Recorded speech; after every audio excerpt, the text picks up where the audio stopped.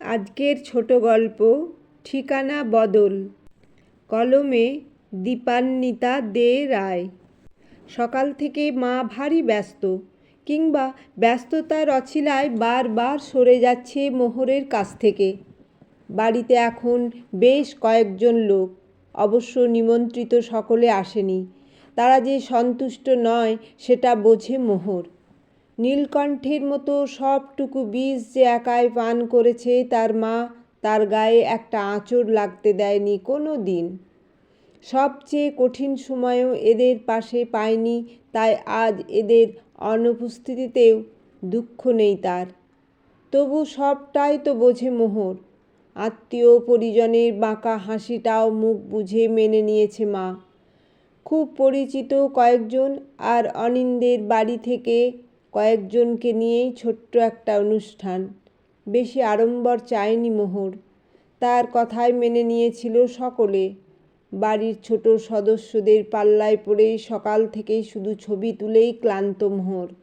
অনেক দিন পরে মোহর আবার প্রাণ খুলে হাসছে আজকে। আবার কি বিকেলে পার্লারে যেতে হবে, তারপর সোজা একটা ব্যাংকোয়েট হলে গিয়ে ওর আর অনিন্দের বিয়ের অনুষ্ঠান। বাড়ির সবচেয়ে ছোট সদস্য গুঞ্জা, মোহরের একমাত্র বোন। ওকে দিয়েই মাকে ডাকতে পাঠিয়েছে, কিন্তু সে অনেকক্ষণ এখনো আসেনি। মা কি যে এত ব্যস্ত, এসব ভাবতে ভাবতেই সে রান্নাঘরের দিকে নিজেই এগিয়ে এলো। সেখানেই মাকে দেখতে পেল। মোচার ঘন্টে একটু ঘি দিও, একদম গরম মশলা দেবে না, আর মাছটা আমি নিজেই করব। দই মাছ খেতে ভালোবাসে মেয়েটা। রান্নার মাসিকে আজকে রান্নাটা বোঝানোর জন্য মা এসেছে রান্নাঘরে। আজকে যে মোহরের বিয়ে, তাই মা এত ব্যস্ত। কাছে এসে দাঁড়ায় মোহর, কাঁধের ওপর আলতো করে হাত রাখল। মা, একটু এসে বসো না আমার কাছে, কাল তো চলেই যাব তোমাদের ছেড়ে। পাগলি মেয়ে আমার, চলে যাবি কি রে? শুধু ঠিকানা বদল হবে। তুই আমার মেয়ে থাকবি চিরকাল। মা কপালে স্নেহচুম্বন এঁকে দিল মোহরের। মোহরের চোখের কোণে জল টলটল করছে, গলা বুজে আসছে আবেগে। স্মৃতির পাতায় হারিয়ে গিয়ে পৌঁছে গেল প্রায় 3 বছর আগের এমন একটা দিনে। আজকের মোহর আর অনিন্দের গল্প জানতে হলে আমাদেরও ফিরে যেতে হবে কয়েক বছর আগে। সেদিনও বাড়ি ভর্তি লোক, কত আয়োজন, কত আলোয় সেজেছে দোতলা বাড়িটা। 7 পাকে বাঁধা পড়েছিল দুটো প্রাণ, দুটো মন। ম্যারেজ হলের সামনে জলজল করছিল মোহর ওয়েডস সমুদ্র নাম দুটো। বিদায় বেলায় চোখের জল বাঁধ মানেনি মোহরের। বাবার বুকে মাথা রেখে কেঁদেছিল অনেকক্ষণ। নিজের মাকে ছোটবেলায় হারিয়েছে সে, তখন সবে 10 বছর বয়স। একমাত্র বোন গুঞ্জা আরও ছোট। মায়ের স্মৃতি তাই বড়ই ম্লান তার কাছে। বাবা একাই মানুষ করেছিল ওদের। গাড়িতে ওঠার পর সমুদ্র ওর রুমালখানি এগিয়ে দিয়েছিল। তখন সমুদ্রকে সেভাবে চেনা হয়নি ওর। একটা ম্যাট্রিমোনিয়াল সাইট থেকে এই বিয়ের সম্বন্ধ হয়েছিল। তারপর আলতা পায়ে সমুদ্রর হাত ধরে সান্যাল পরিবারে প্রবেশ ওর। গাড়ি থেকে নেমে প্রথম যাকে দেখেছিল সে, সমুদ্রের মা। হাতে বরণডালা নিয়ে দাঁড়িয়েছিল। বরণ করে সেদিন স্নেহে চুম্বন এঁকে দিয়েছিল আর বলেছিল, আজ থেকে আমার পরিবার সম্পূর্ণ হলো। একটা মেয়ের অভাব ছিল, আজ পূরণ হলো। মোহরের মনে হয়েছিল যেন অনেক দিনের চেনা কেউ। সেই থেকেই সান্যাল পরিবার ওকে যে ভালোবাসায় বেঁধে রেখেছিল, তা অতি কঠিন সময়েও ভেঙে পড়তে দেয়নি মোহরকে। সমুদ্রের মা বাবা ওকে মেয়ের মতোই আপন করে নিয়েছিল। ধীরে ধীরে কাছে এসেছিল ও আর সমুদ্র দুজনে। মনের মতো করে সংসার সাজাতে ব্যস্ত ওরা তখন। বিয়ের পরেই হায়দ্রাবাদ ফিরে গেছিল কাজের সূত্রে ওরা।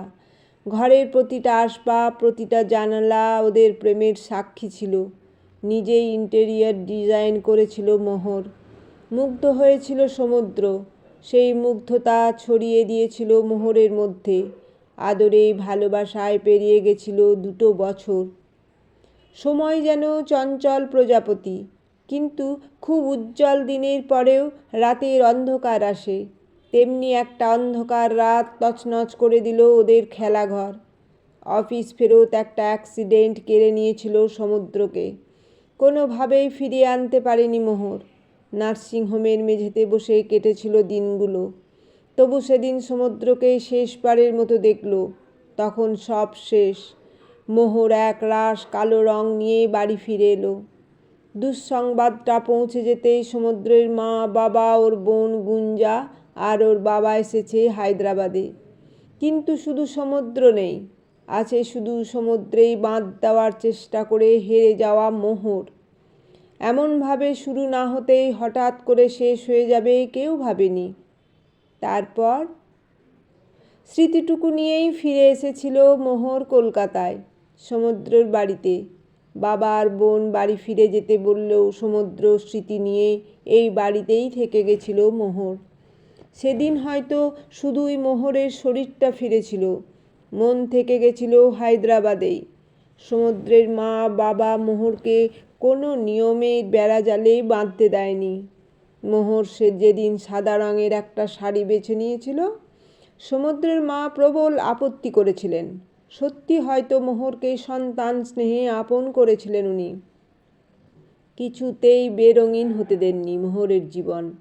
আত্মীয় পরিজনের কথা সেদিনও উপেক্ষা করেছিল সমুদ্রের মা। মোহরকে তখন আর কোনো কিছু স্পর্শ করে না। মোহরকে তখন আর কোনো কিছুই স্পর্শ করে না। কোনো আবেগ, কোনো অভিযোগ আর ছুঁতে পারে না ওকে। তার পরম প্রিয় মানুষটাই যে নেই আর। সারাদিন নিজের মধ্যেই ডুবে থাকতো মোহর। হঠাৎ করে সমুদ্রে চলে যাওয়াটা স্তব্ধ করে দিয়েছিল ওকে। কিন্তু সময় তো আটকে থাকে না। মোহরের জীবনের কালো অন্ধকারের পরেও ভোর এলো। এভাবেই কাটাবি মোহর বাকি জীবনটা?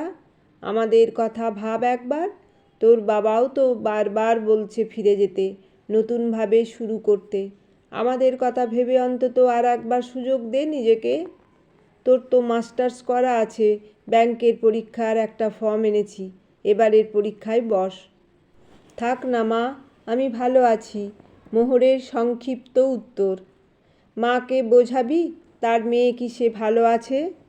সমুদ্র চলে যাওয়াটা ওর নিয়তি ছিল, কিন্তু ও যদি দেখে তুই এভাবে কষ্ট পাচ্ছিস, যেখানে আছে সেখান থেকেও যে কষ্ট পাবে।